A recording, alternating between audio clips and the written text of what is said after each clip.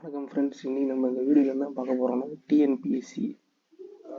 அதில் பார்த்தீங்கன்னா TNPSC group 4க்கான notification இன்னைக்கு ரிலீஸ் பண்ணியிருக்கிறாங்க.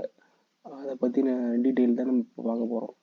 அதுக்கான அஃபிஷியல் வெப்சைட்டு போய்க்கலாம்.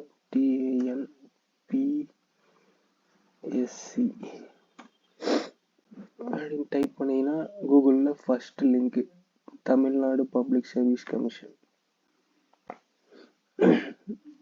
அதில் நோட்டிஃபிகேஷன் போய்க்கோங்க.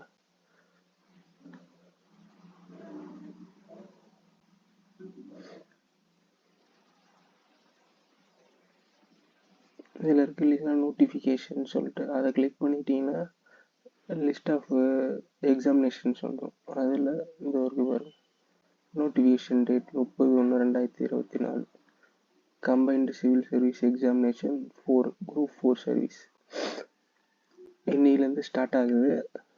எண்டு டேட் பார்த்தீங்கன்னா 28 பிப்ரவரி 2024 வரைக்கும் இருக்குது. Payment date 28/2/2024. இதில் நோட்டிஃபிகேஷன் தமிழ் வேணுனாலும் இருக்கும், இங்கிலீஷ் வேணுனாலும் இருக்கும்.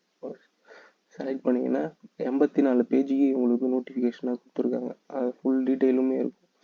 என்னென்ன போஸ்ட்டு வேக்கண்டில் இருக்குது, எத்தனை போஸ்ட்டுன்னு சொல்லிட்டு எல்லா டீட்டெயிலுமே இதில் கொடுத்துருக்காங்க உங்களுக்கு. இப்போ நான் விஏஓ போஸ்டிங் பார்த்தீங்கன்னா 108 போஸ்ட் காலி இடமா இருக்குது. இளநிலை உதவியாளர் வந்துட்டு 2442 போஸ்ட். அதுபோல் மொத்த போஸ்ட் வேக்கன்சி பார்த்தீங்கன்னா 6244 போஸ்ட் வேக்கன்சியில் இருக்குது.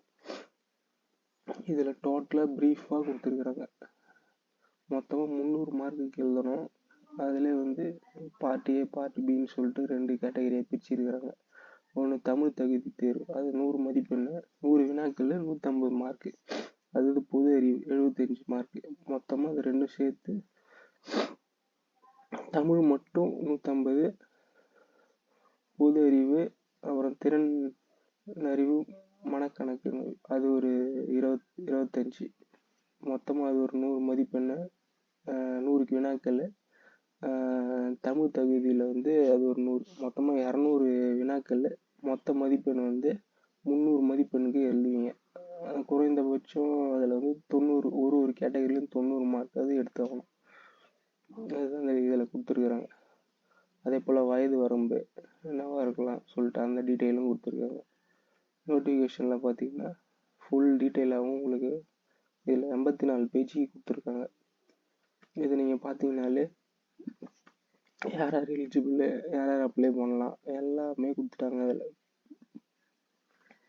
ஃபோட்டோவோட சைஸ் என்ன, ஃபோட்டோவில் எப்படி இருக்கணும், அதே போல் ஃபோட்டோ பார்த்தீங்கன்னா ரீசெண்ட் ஃபோட்டோ, அதாவது நோட்டிஃபிகேஷன் விட்டதுக்காக இன்றைக்கி விட்ருக்காங்க இல்லைங்களா, இன்னைக்கு தான் நீங்கள் இதுக்கப்புறம் எடுக்கிற ஃபோட்டோவை தான் அப்லோட் பண்ணணும். அந்த ஃபோட்டோவில் எப்படி இருக்கணும்னா ஒயிட் பேக்ரவுண்டு ப்ளஸ்ஸு அதில் உங்கள் நேமும் உங்களுடைய என்னைக்கு ஃபோட்டோ எடுத்திருக்கீங்க அந்த டேட்டும் அதில் மென்ஷன் ஆகிருக்கணும் அந்த ஃபோட்டோவில். ஆல்ரெடி ரெகுலராக பண்ணிகிட்டு இருக்கவங்களுக்கு தெரியும். புதுசாக இப்போ தான் இந்த தடவை தான் ஒன் டைம் ரிஜிஸ்ட்ரேஷன் பண்ணுறீங்க அப்படின்னாக்கா நீங்கள் கண்டிப்பாக அதை நீங்கள் இது பண்ணிக்கணும்.